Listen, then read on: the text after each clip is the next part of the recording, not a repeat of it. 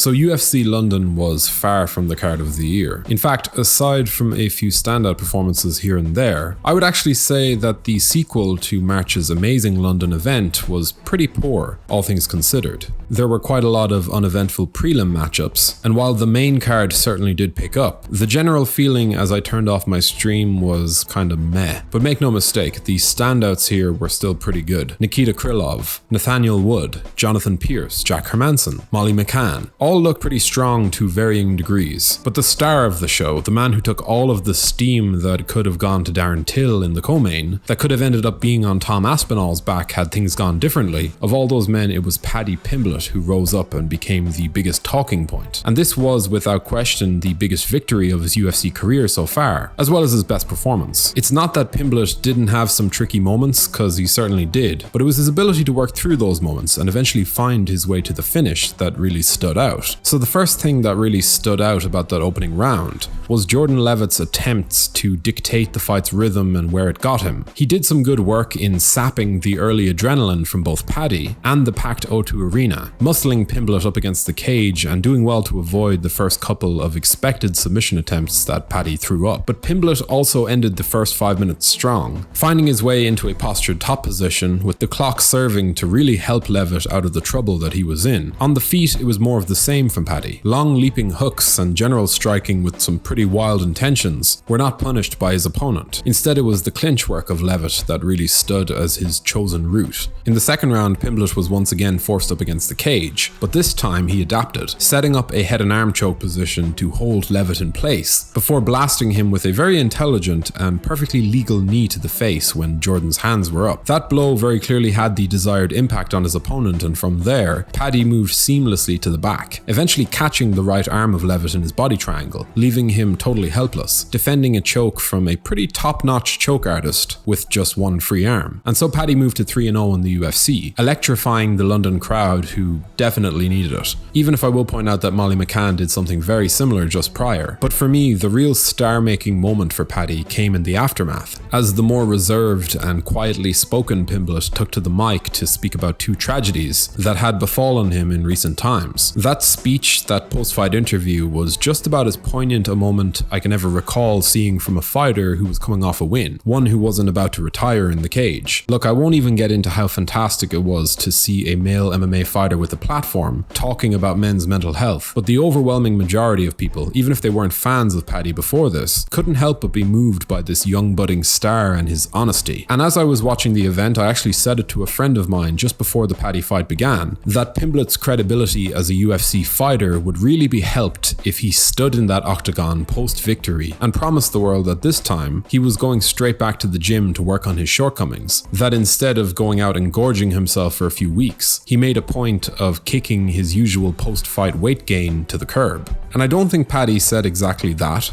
but he did indicate that he wants to return before the year is out. And that for me says a lot. On a quick side note, I don't have the stats in front of me, but if MMA Dive is like most other channels, if you're watching this video, there's a good chance that you aren't subscribed, which I just don't understand. Why would you do that to yourself? So anyway, hit that button so we can carry on with this video in peace. Anyway, as the video title suggests, I'm here to try and figure out where Paddy Pimblett's ceiling is, which is not easy to do, and how our understanding of where his ceiling, where his potential is, may or may not have changed because of what we saw on Saturday night. And to be honest, though we did see more of his overall game, especially in terms of his defensive wrestling and his overall grappling, he isn't filling me with major hope as far as his title potential is concerned. I do think that Paddy Pimblett needs to stop gaining weight between camps. He needs to make an almighty statement to himself and to all of us that he is here. He has landed comfortably in the UFC, he's 3-0, and he is now ready to give that position the respect that it clearly deserves. Because while I do like Paddy, and I have done for years, the whole notion of ballooning up in weight with such pride, such like clear outspoken pride, and doing this every time you're not actively preparing for an opponent, I don't know, it just doesn't seem like a strategy that will work in the long term. It also comes across as too casual, almost disrespectful to the opportunity that lies in front of him. And I think Paddy needed to show us more intention this time around.